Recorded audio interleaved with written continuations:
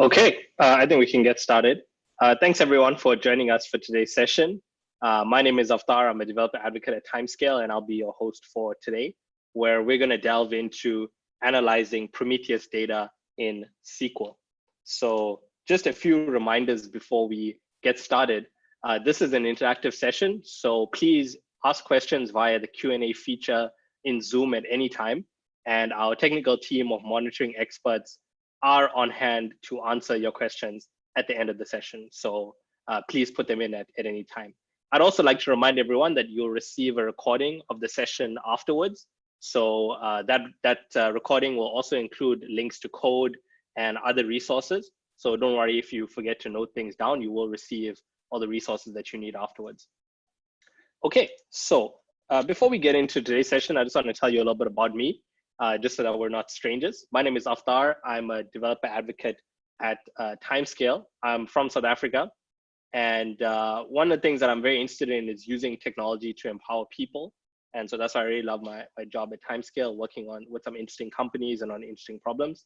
And if you want to learn more about me, my social links are on screen. And you can find me on Twitter and my website, avthar.com. So that's introductions out the way. So let's get into today's session. What are we going to cover today? There's four main things. The first one is a quick introduction on why you should use a long-term store for Prometheus metrics. The second section is going to be an overview of how you can roll your own monitoring system, where I'll be using a real scenario to demonstrate how you can roll your own monitoring. And that scenario is going to be about monitoring a database. And then the third section is going to be the coding portion of today's section, Let's Code, where I'll show you 3 queries that you can use when you're building Grafana dashboards from Prometheus metrics with Timescale as the data source. And then lastly, we'll go into some resources and answer your questions at the end of the session. So that's a roadmap for today. Let's move into the first section, which is why use a long-term store for Prometheus metrics. So just I want to do a quick intro to Prometheus. I realize that some of you may already be using it, especially if you're using Kubernetes, but I also realize that not everyone has deployed it and some people may be still evaluating. So a short background, Prometheus, it's an open source systems monitoring and alerting toolkit, and it can be used to easily and cheaply monitor infrastructure and applications. And I think what makes Prometheus really awesome is that it solves monitoring in a very simple and straightforward way. Its philosophy is really to do one thing, and that's to do metrics and to do it really well. But Prometheus does have some limitations by design, and this is something that you probably would have encountered if you've used Prometheus before, and you can see the quote that I put here from the Prometheus docs. Prometheus isn't scalable or durable, and having both compute and data storage on one node keeps Prometheus really simple and easy to operate. But what it means is that we can only keep Prometheus data around for so long. By default, they have a 15-day sliding window. And that also makes Prometheus really difficult to manage operationally, as there's no replication or high availability. Now, that's a problem because keeping metrics data for the long term, say months or years, is actually really valuable. And let's take a quick look at why. So there's 4 main reasons why you'd want to keep metrics data around for the long term. The first one is to manage costs. So with insight into your past and your present metrics, you can actually better determine the cost of doing business for various scenarios. So for example, how much does it cost to run your site on Black Friday, especially if you're doing any sorts of commerce? Or if you're an IoT company, how much does it cost to add new sensors to your IoT infrastructure? Or just how much does scaling your business cost, given various scenarios? So that's the first reason. The second reason is about capacity planning. So here, you can actually understand how much infrastructure you'll require to support various business scenarios, given your growth rate and usage patterns and whatnot. So you can actually better plan for the future because you actually have more data to make those predictions based on. The third reason is about identifying root causes. So having a long-term view of your metrics actually enables you to look for correlations when you have outages, degradation, or other mishaps that occur in your infrastructure. So having those metrics around actually gives you more insights into figuring out, what the problem was, and helps you debug things like incident response, or look at sort of patterns that may not be immediately incident worthy, but prove to be issues in the long run. And the fourth reason is that it just, in general, it allows you to identify patterns and trends over long time periods. And for example, there's one company that I've worked with at Timescale called Leica. They're a film studio, and they actually do this when they produce movies. So they have a bunch of infrastructure that they monitor, such as render farms and whatnot. And it takes them many years to produce a movie. And so they want to have metrics about how their various infrastructure is operating over the scale of years, because that's actually the time period that they're doing business over. So they can compare how one movie, how much resources it took versus another movie. And so that's why it's actually good to keep these metrics around for a long time. There are very good business reasons to do so. So that's sort of why you'd want to use a long-term store for Prometheus. I want to cover very quickly why you'd use Timescale, mainly because I work for Timescale. I'm a developer advocate there, so shameless plug for Timescale. And basically, at a high level, Timescale is good for Prometheus metrics because it does solve the scalability and durability issue for long-term storage. It also has other things such as, because it's built on Postgres, there's a lot of tools and a large and very diverse ecosystem of connectors and tools, so it makes it very easy to use. There's the power of querying things in SQL, which I'm going to show you in the next two parts. And the last part is there's some great features such as native downsampling and compression. All of these I'll actually show you during the demo, but I just want to give you a quick overview right now, just on why you'd use Timescale, because that's what I'm going to do in the next section. So this is the end of section 1. We're going to move into the next section about rolling your own monitoring, and I'm going to give you an overview of a little system that I've created. I just want to also remind everyone to ask questions in the chat at any time if you have any questions. Use the please use the Q&A function so that we can answer your questions in a more structured manner. Okay, so here is the scenario that we're going to use for the next two parts of the webinar. So my goal, I have a goal. So I have a production database that is running in Timescale Cloud, and I want to monitor the performance of this database. And this is a very common thing, in any application has a database, you want to monitor, what's going on with your database. However, I found that many all-in-one tools are either too expensive for me to use or don't meet the requirements that I have. So examples of requirements that I have is I want to see very specific metrics over flexible time intervals. So I don't want to be constrained by predetermined time intervals, because I want to do things like exploration and such things over time intervals that make sense for the type of business that I'm running or the types of questions that I'm asking. And I also want to keep the values around for a long period of time in downsampled form, and not all tools support this. And some tools only allow you to keep the data around for a fixed amount of time, and then it disappears after that. The second requirement is that I also want to visualize as many metrics as I want. So, beforehand, I don't actually know what exactly I want to visualize. And so I don't want to be constrained by, by costs, by being charged per time series or per metric that I'm actually visualizing. So I want to keep things very flexible and not have too many constraints in how I'm monitoring things. So those are examples of my requirements.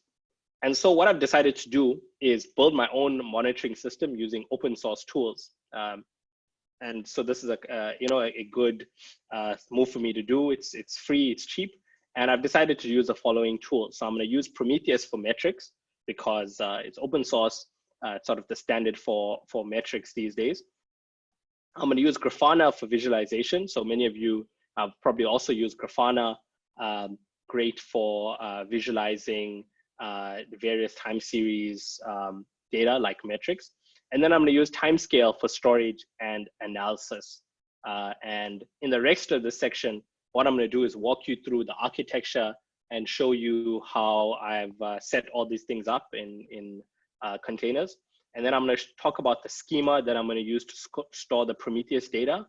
And I'll also take you through 3 features that I enabled on Timescale to actually optimize me querying and storing the data, and also preventing things like running out of storage and making sure that my dashboards are not slow and they're actually very fast when I'm querying them.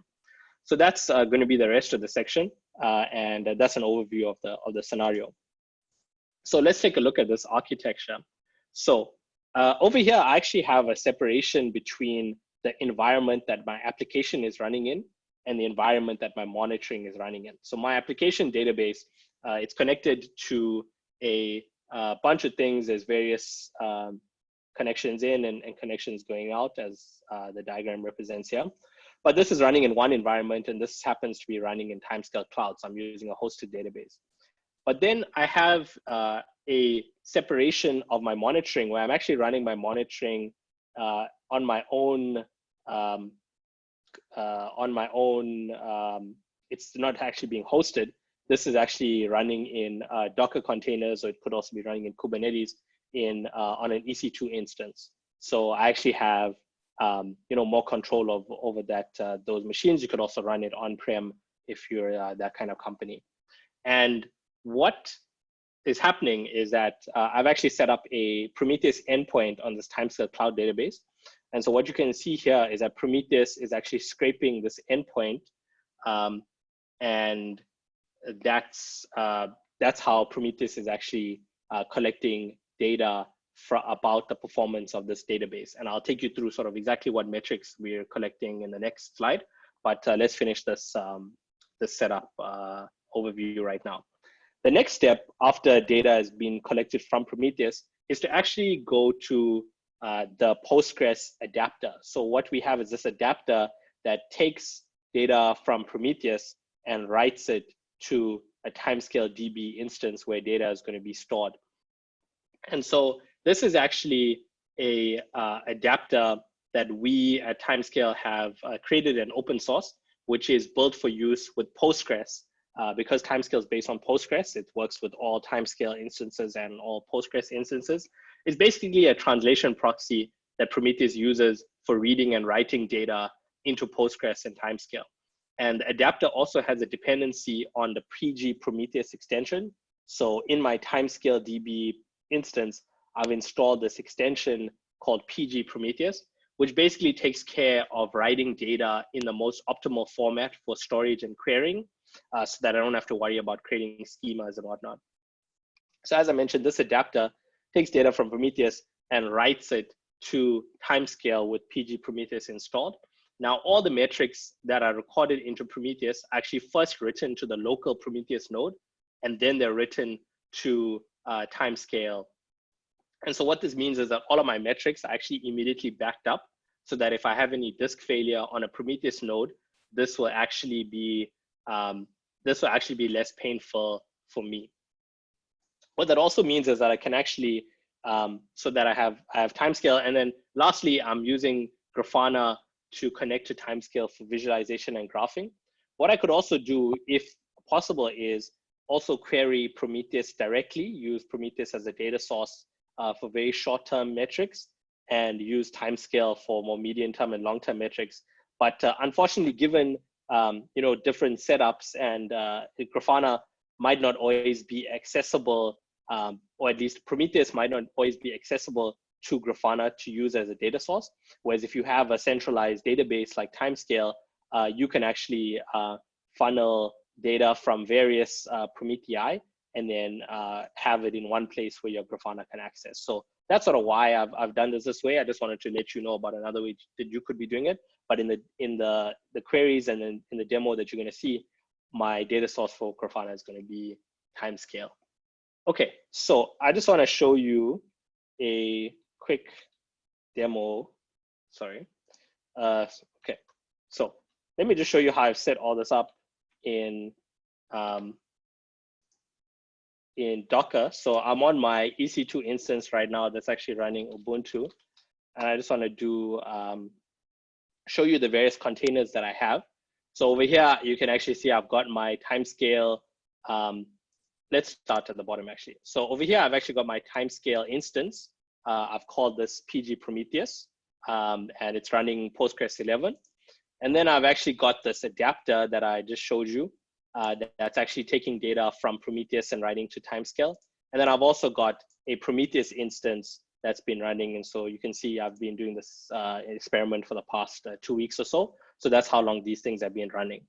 The other thing I'd like to point out is that this Grafana can also be hosted in the same monitoring environment. So I could have created a container running Grafana in Docker. But what I've actually done is use a hosted version of Grafana by Timescale Cloud, mainly because it makes it easier for me to share access with my coworkers who also want to analyze this Prometheus data. So I just wanted to mention that this is the example of the Grafana instance that I've created in Timescale Cloud. So I just wanted to mention that. Of course, you can use the open source, not open source, use a local version of Grafana in your monitoring environment in a container. Okay, so next I just want to take you through what kind of metrics for monitoring. So we know that there's various metrics that you can scrape using Prometheus. There's two things that that have been set up on this database for me to monitor. The first one is the classic node exporter. So this one just shows us various system metrics, things like memory, CPU, other sorts of things, network, in and out, all those kinds of things. And then I have this special Postgres specific statistics called pgstats. So this is something that you can actually find in the Postgres documentation in the link, in the slide deck that you'll get after the webinar. If you just click the link, it'll take you through the list of all of these statistics. But these are Postgres specific metrics. And because I'm monitoring a Postgres database in Timescale, I actually want to see some specific things. And this shows me things like the number of connections, the rows fetch, my query performance, all those sorts of things that I want to know about a database. So these are the two things that we're going to monitor in the rest of, or at least that's what I want to monitor with Prometheus from my database. Okay, and next, I also want to take you through an overview of the schema.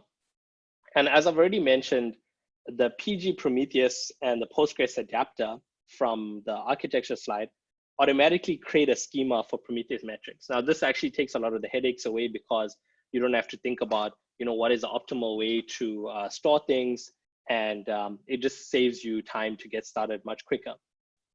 So that there's really three main parts of this schema. The first one is, three main tables or views to be aware of. So the first one is just a regular relational table about the labels that Prometheus is storing. The second one is a hyper table, which is Timescale's very scalable Postgres table that actually holds the values. And then we have a view that's created by default for metrics that actually joins both the relational tables, labels, and the values from the hyper table. So now that I just explained that, let's actually take a look at this. What I've got here is PG admin that's just connected to my my database that's running in EC2. So over here, I can actually see, this database. If I look at the extensions, I've got 𝗔𝗃𝗃𝗃𝗃 and I've got Timescale DB installed. So this happened by default when I created, when I pulled from the Docker repo. And then under schemas, I have various schemas, and the one that I'm interested in is public. So over here, I can actually see I have metrics copy, which is just a copy of the metrics table, and then the labels and values. So let's start with the labels one. And I just want to show you the first 100 rows so you can get a sense.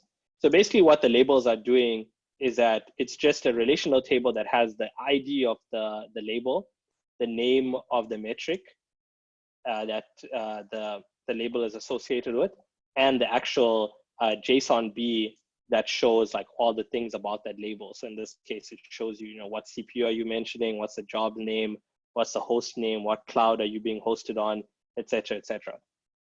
So that's good because what that means is that we can actually have a separation between the labels and the values in order to make things more scalable. So I just want to take you through the metrics values table right now. So, okay, so we can actually see over here in the metrics values table, this is a hypertable, which means it needs to have a timestamp, and then it just has the value and the ID. So this table is actually really optimized for ingest because it's very light or very minimal in what is actually being recorded. It's just the ID, the value, and the timestamp. So it means it can scale quite nicely, and it's a good setup to use for something like Prometheus, where you need a high ingest rate for the metrics that are being stored. And then you can actually have that separation where the labels, the complexity of like your label descriptions and the names are actually kept in another table that is growing at a slower rate than the values table. And then what brings us all together is the metrics view. So I'm going to show you the view. I've created some other views for this webinar, but the one view that's created by default is this view is called metrics.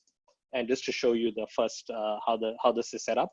So this metrics view, what it does is that it's automatically created and it gives you a unified view across your data.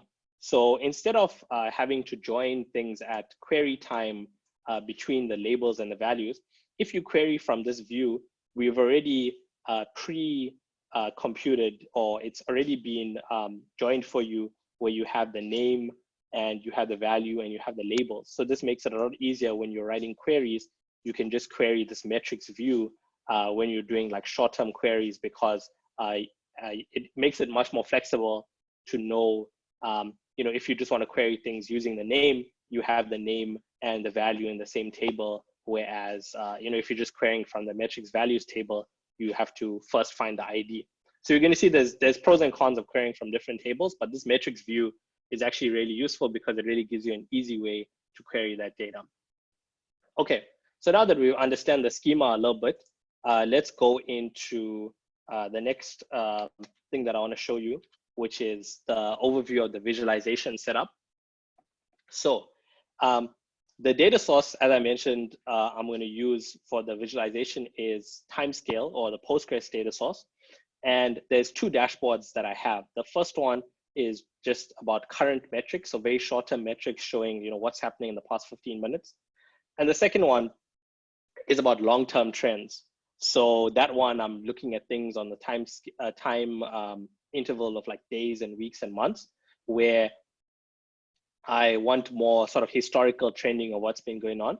And I'll actually take you into these two dashboards that I've created. So this one is the short-term monitoring. So I'm just looking at how things are in the past 30 minutes. And I've created a bunch of panels and graphs that monitor many different things. So the first one is disk IO time. I'm looking at like whether my service is up or not, like service status, CPU usage breakdown. I can see different spikes occurring here and there. I'm looking at active memory. Some of these things we'll create in the demo section or in the Lex code section next. But basically here, I'm going to be mainly querying my metrics view because these are the short-term things that I wanna find out. But then when I get to the long-term metrics over here, you can see I'm looking at things in the past 7 days. So over here, I can clearly see, okay, there's a clear usage pattern in terms of the memory that's being used, in terms of my CPU that's being utilized. So this allows me to actually notice things of like, okay, how are people using this database on a daily basis or weekly basis? Okay, so, and then these are actually not powered by the metrics view, but they're powered by continuous aggregate views that I'll show you and explain in this next section. But I just want to show you the examples of like the kinds of things that I've built to monitor this database. Okay, so that's the visualization overview.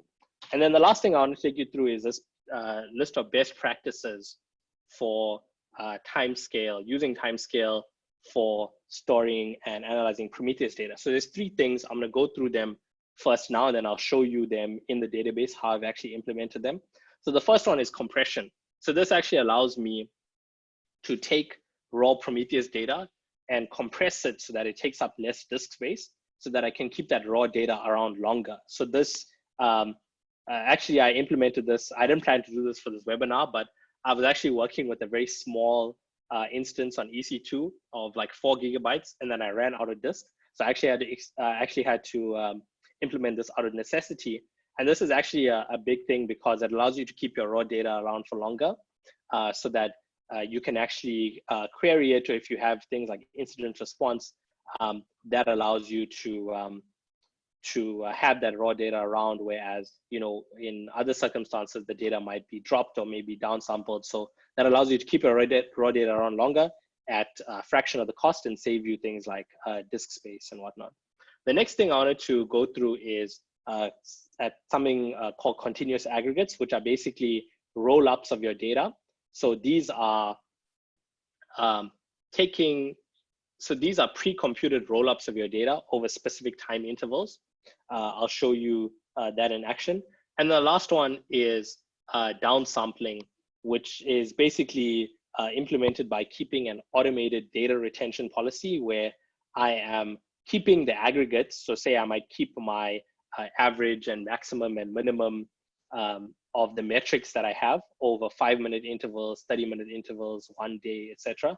But I actually drop the underlying data. So that allows me, if I'm constrained by the disk space that I have, I can actually keep metrics around for longer, or keep these kinds of historical aggregates of the metrics or rollups while not having to store all the underlying data. So this, again, is a very practical thing if you're working in a cost-constrained environment like many of us are. So that's the best practices. Let me actually show you this in action, if this escape works. Okay. So back to my friend PG admin. And I just want to run some queries to show you. The first one is compression. So let's open the query tool. So what I'm going to do here is I'm just selecting the total bytes uncompressed and compressed from my Timescale DB information schema that I have over here. So you can see this schema, Timescale DB information. It shows you information about the various features that you've enabled in Timescale. So this first one is about compression. So as I mentioned, this is something that's super valuable because over here, you know, before compression, it was around 5 gigabytes, whereas after compression, compressed around to 18 megabytes. If you want to learn more about how compression is implemented, there's some resources that we'll include in the follow-up. But that's an example of, you know, how I can actually save a lot of disk space while keeping the raw data around for longer. Then I want to take you through this continuous aggregates or the roll-up. So over here, what I'm going to do is just take you through the ones that I've created. Let's put a semicolon. And over here, you can actually see I've created some views. So continuous aggregates are implemented as views. So I have one view that has things in a metrics in a 5-minute interval, other ones that have it in an hourly interval, and other ones in a daily interval. So these views are actually what powers this long-term dashboard that I created over here, where I'm actually querying from the views and not from the table directly. And the reason why you want to do that, going back to this information, is that it actually pre-computes the roll-ups of the raw data so that you can actually have faster historical analysis. So by querying these rather than calculating these every time from the table, so say I'm doing a query and I want to know, you know, in 5-minute intervals, what's the CPU utilization or what's the latency on my queries or whatnot. Instead of calculating all this at query time, what these aggregates do is that they actually pre-compute this so that at query time, all these things are pre-computed, and then you can just query this metrics view directly, or this continuous aggregate view directly. And this is something, as I mentioned, that would power some of your long-term dashboards. And then the last thing I want to show you is just the data retention policy. And we'll take a look at how all of these three things come together in the next slide. So the data retention policy is basically what I'm doing is dropping data older than 2 days old. And this allows me to drop my raw data, especially if I'm very disk constrained, where, you know, combined with compression, I can actually keep data around for a certain period of time. And then after a period of time, maybe 30 days in, you know, if you're doing this in production, that might be the time where you're like, okay, I no longer need raw data. Whereas for me, I just did it for 2 days because, you know, this is just for a demo that I created. So this feature is actually available in Timescale Cloud today. it is going to be implemented, or it's going to be available in an upcoming release of Timescale release 1.7. But I just want to give you a sneak peek. If you're using Timescale Cloud to power all these things, you can use this today. Otherwise, it's going to be available in the next release. So let's see how all these features come together. Okay, so right now, this is a timeline of how I'm actually keeping data around. So over here, I can see I have raw Prometheus, I have raw Prometheus data. And that data is actually not compressed. But after 1 day, what I'm doing is actually compressing that data and keeping it around for a longer period of time. So that actually allows me to keep that data around longer. And then all the while, what I'm doing is having roll-ups of this data. So I showed you, there's 5 minutes, 1 hour, 1 day. These are the continuous aggregates that I'm keeping, that I'm creating, and that I can actually keep around indefinitely. So what happens next is that because I have this automated data retention policy or downsampling, what I'm doing after 2 days is actually dropping the raw data. But notice how my roll-ups and things from that time period is still around. And then that's being replaced with new raw data that's being collected in the past 1 day. So that's an overview of how all these features actually come together to allow you to have much more control over the amount of time that you keep around raw data, and how you can do things like roll-ups and keeping data around in a downsampled way. Okay, so now that all this setup is out the way, let's get to the interesting part of today's session, or what I consider to be the most fun part, which is the coding portion, which is 3 queries that you can use right away. So today, what I'm going to show you is here's just an overview of the queries that I'm going to create, and then I'll show you the dashboard, how we're going to create them in Grafana. So I'm going to look at a couple of things. The first, or 3 things rather. The first one is how many connections do I have to my database right now? So this is a common thing that you'd want to know. How many people are connected to the database? So how many services or whatnot. The second one is I want to know the maximum and the average percentage of the memory used in 10-minute intervals over the past 24 hours or the past day. So this is common because you want to know, what's the access patterns, and what sort of how hard is my database being pushed in terms of memory, because maybe you might need to upgrade to a different tier or whatnot. And the third one is what is the maximum, minimum, and average number of blocks read from my database in 5-minute intervals. So this might be to look at, how are the queries that are being run in your database, how are they actually affecting, or how are they, like, you're looking at the performance of, like, how many blocks are your queries reading, so that maybe you can optimize your queries or optimize your database for those sorts of queries. Okay, so that's the queries overview. Let's exit this this slide deck and go into this blank, or not so blank, but this new Grafana dashboard. So what I've done is I've just created blank panels with just names to tell us, what are the queries that we're going to write. So the first one we're going to do is number of database connections. I'm going to open it up here. You can see nothing is here except a comment that tells us, this is the number of database connections right now. So here's what I'm going to do. This is just some context around this. As I mentioned, this is a good thing you want to know, because the number of connections is important, especially if you, like me, using a hosted database, there's a connection limit. And so I want to make sure I don't exceed my connection limit. Otherwise, I won't be able to read or write data to this database.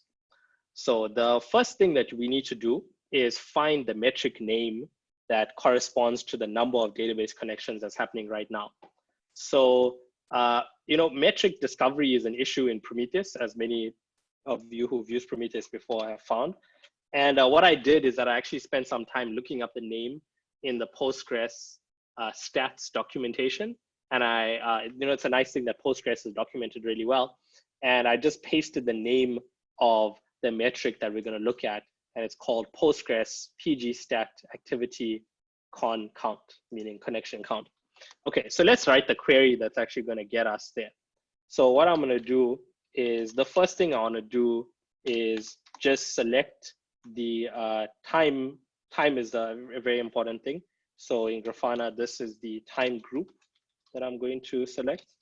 So time group alias, and I have my column called time, and I'm looking at things in 1 minute intervals. Then what I want is so at a high level, what I'm going to do is actually query the metrics view. So in the view, as you saw, so let me go back to the metrics view here. There's the labels column, which actually shows me the JSON-B of like what's going on in the labels. And I have my value and I have my name. So these are the three, and time. And so these four things I'm gonna use in this query. So what I'm gonna do is on the labels column, I'm gonna look for something called dat name, which is the database name, because I actually have two databases, one test one and one production one. And then I'm just going to take the average of the value that I have in the 1 minute intervals, because I'm actually sampling things on 10-second intervals. So I just want the average of those 10 seconds in a 1 minute rollup. So that's what I'm going to select. Then I'm going to select these things from the metrics view. So metrics is the view that I'm going to select them from. And I just want to write a where statement where the time filter. So this time filter, for those of you who've used Grafana before, should be familiar. But for those of you who are not, basically this time filter is this box on the top right-hand corner, which allows you to select your time using the UI. So this is just a macro that Grafana has to tell it, where is the time column in your data. So that's one thing that I want to filter, filter by the time that I define. And then I want the metrics name to be, and good thing that I pasted this before, because this is a lot to type out, to be Postgres pgstats activity connection count. And then I'm just going to group by the time and the label value in this case, so the database name. So I'm grouping by 1 and 2. So you can see 1 and 2, 1, 2. That's how you do things in Grafana. So basically the things that you select. And then I want to order by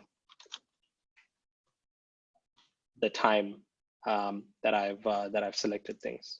Okay, so I get this thing, PG column label does not exist. Let's see what happened. Because that's called labels. Okay, so if I just make this labels, okay, success. So you can actually see right now, I'm actually seeing how many connections have, how many connections do I have to my database right now. So I'm using the past 3 hours, but I could change this to, let's say 15 minutes. So you can see in the past 15 minutes, I've just had 4 connections on my default DB, which is the production database. And then test DB has 0 connections because I'm just using it for testing. But if I'm looking at things in like 3 hours, I can actually see, oh wait, there's been some new connections because previously I only had 2, but then now it's shot up to, at 1.6, and then somebody disconnected, and then it just sort of stayed at 4. It had a blip here to 5. So this actually tells me some interesting things about, how many connections are in my database. I'm going to save this right here, new panel, and then we're going to go back to the other panels that we're going to create. So we've successfully created the first one. And one thing that I wanted to mention over here is that because we're querying from the view, an alternate way to do this is to actually join the metrics values and the metrics labels. But because we have this view that already has both the labels, the label and the name and the value, we can just query from the view itself. And that actually saves us from doing the join at query time. And that makes this dashboard subsequently run a lot faster. Okay, so that's the first one that we're going to show today. Okay, secondly, we're going to do this dashboard here. So let me move it into the middle, which is what is the maximum and average percentage of memory used in 10-minute intervals. Okay, so this is something that's like fairly important because you want to know this in case you're experiencing higher loads with more users accessing your service. You may need to upgrade to a different tier of compute or storage. In this case for me, because I'm using a hosted database, it's important. So now I'm going to do a couple of things. So remember, I need to have these things in 10-minute intervals. Now, if you remember back to the views that I've created, I've only created continuous aggregates for 5 minutes and daily. So the first step that I actually need to do is create a new continuous aggregate for 10-minute intervals. So that's what I'm going to do right now. So let me just open the query tool. I can do it right here from pgadmin. Of course, you can do it in pSQL or your other favorite database connection tool for Postgres. So I'm just going to paste the query that I'm going to use, and I'll take you through it. So what we're going to do is, again, create this view called metrics 10 minutes. So that tells me, the interval that I'm of these metrics are being stored in. And then there's a couple of options that I want to make you aware of. So the first one is that I'm using Timescale DB continuous. That's because it's a continuous aggregate. The second one is to this ignore invalidation older than 2 days. So this is important because, as I mentioned in this slide here, I'm actually dropping raw data after 2 days. So what this thing does is actually tells my continuous aggregate that, hey, if you can't find data older than 2 days, don't worry about it because I've actually dropped it. So that's basically what's happening there. And then I have a refresh lag, which in this case, I'm setting to a negative value, which means don't have any lag. You can actually have a lag, especially if this is a historical view. You don't necessarily need to have it reflecting up-to-date data all the time, or at least the data that's being collected right now, it might only run 5 or 10 minutes behind. But in this case, I don't want to have any lag. I always want to use the latest data. And then I have a refresh interval of 10 minutes, mainly because that's the interval that I'm actually measuring or bucketing my data in. And the query, then what I do, so I have all these parameters that I'm setting, and then I have a query that I'm actually going to use to generate the data. So what I'm doing here is using the timescale time bucket function. I saw someone actually asked a question of using time bucket. Stay tuned because I'm actually going to show you an example of that right now. So I'm going to use a timescale time bucket function to bucket my data in 10-minute intervals, and I'm going to call that bucket. And then what I want to pull is the labels ID and the average, max, and minimum of the value from my metrics values table. And then I'm just going to group by the time and the label ID. So let's run this. Yes, okay, so that's a successful message. You can see I've created a view, and if I go down to my views, let me refresh. I can actually see this view is actually here, and we can actually query it and actually see, okay, in 10-minute intervals, I'm actually seeing, okay, well, it won't show the time here because I'm only showing 100 rows because I have a lot of labels, but I can actually see this view has been populated. So that's step one. And step two, now that I have this view, sorry, I can't find the Grafana dashboard. Now that I have this view, is actually to figure out what is the metric ID that correlates to this percentage of memory used. Now, because I have, so because of the way that my view is structured, I need to know the metric ID. And that's something that's simple to find out. So what I can do in this case is, again, use a query tool. And I'm just going to search for the ID, and I know the metric name. So what I'm actually going to do is just search, show me all the columns from the labels table where the metric name is just metrics used %. So that's the name of the metric that I found from the node exporter.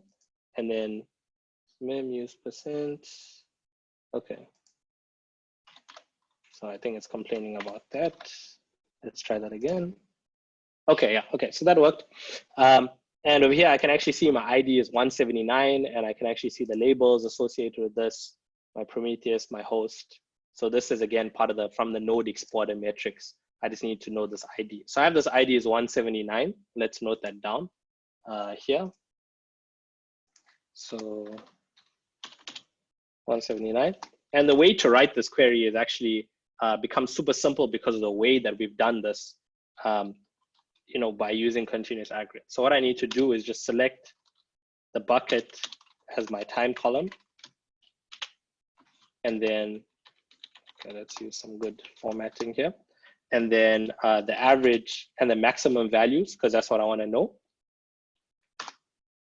Average and max. Why is it changing it to uppercase one? From my metrics 10-minute view, where the time filter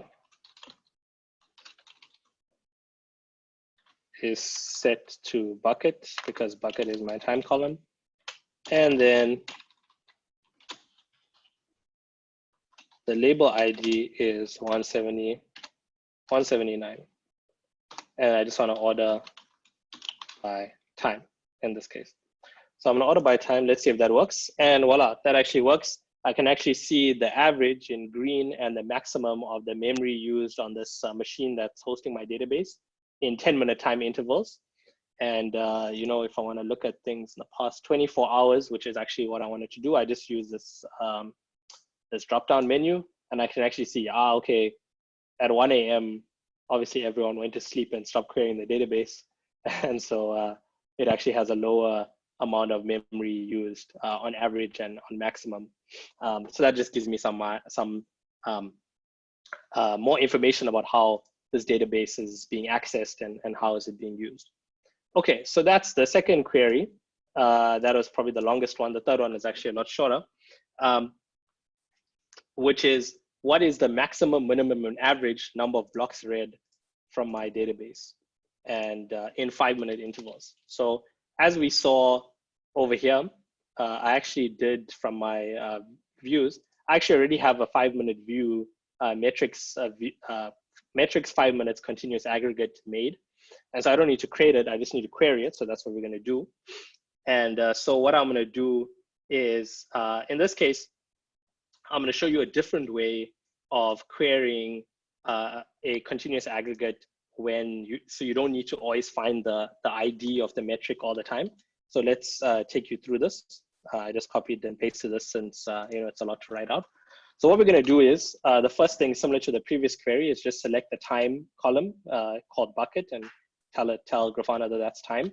Then I want to get the labels from the labels. Okay, so what I'm doing actually, the main part of this query is that I'm actually joining the metrics 5 minutes continuous aggregate with the metrics labels table. Now this is, usually you wouldn't want to join something, you wouldn't want to have joins in your Grafana dashboards, but because we're actually joining a regular table that's not that big, so maybe about 3,000 different labels right now, with a continuous aggregate, which is a view, which is pre-computed values and has actually been pre-calculated, we can actually get away with this kind of query. So what I'm doing is actually joining the metrics labels and the metrics 5 minutes on the label ID column. So what I can then do is access the label JSON from the metrics labels table. So in this case, what I'm accessing is this dat name field, and I'm calling this metric. So you can see I have two database names. One's called default DB and the other one's called test DB. And I just want to have the maximum, min, and average because that's what I want in my query in 5-minute intervals. Because I want 5-minute intervals, I'm doing it from the metrics 5-minute continuous aggregate. I've already explained the join part where we're joining on the labels ID column. And then the where is telling Grafana what my time column is.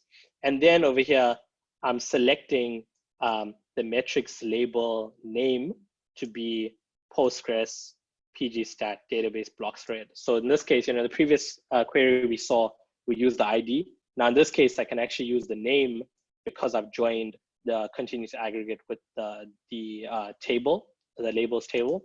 So that makes it a lot easier to query things because I know the name already. And I just group by 1, 2, 3, 4, 5. So I'm grouping by the time, the database name, and my maximum and average, and then I'm ordering by time.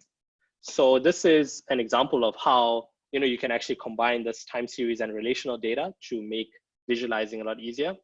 And it's less expensive than doing joins on your tables or your hypertables, since the continuous aggregate view is pre-computed. So that's another best practice. I'm just going to save this dashboard. And that brings us to the end of the demo section. So you can see we actually created these three very useful dashboards about the different sorts of things that are going on in my database. This is just a taste of what you can do. In the follow-up resources section, we'll send you links to actually do these kinds of dashboards yourself, as well as links to some sample dashboards that we've created in GitHub for you so that you can get started. So this brings us to the end of the scenario. And now on to the section 4, which is recap and next steps. So very quickly, we've talked about a lot of things, but what is the things that you should take away? So the first one is, why should you use a long-term store for Prometheus? There's really the big reason is to keep your metrics around longer. It helps you do things like manage costs, plan, and identify patterns over longer time periods. The second thing that you learned is, how can you roll your own monitoring? So I showed you an example of how you can use Prometheus and Timescale and Grafana in containers running on an EC2 instance to roll your own monitoring. And then I also showed you how you can get started with 3 queries that help you analyze current and historical Prometheus metrics. And I also showed you some different patterns that you can use to write queries when you're analyzing Prometheus data with Timescale. So that's what we did today. Thanks for joining us. And then as a next step, what you can do is there's 4 big things. The first one is we've actually created a tutorial about this in our docs that actually takes you through firstly setting up the Docker containers and the monitoring setup that I showed you on the architecture slide. That one is not out just yet. I gave you a sneak preview of what you can expect in that, but our web team is actually furiously working on that right now, but you will receive the link in the follow-up email with the resources. The second one that you can do right now is a Grafana tutorial about how to use Timescale and Grafana. And the third thing is to join our Timescale developer Slack. So you can find me there. You can chat to the Timescale co-founders and other engineers, and also get help from other members of the passionate Timescale community, especially with things like Prometheus and Grafana.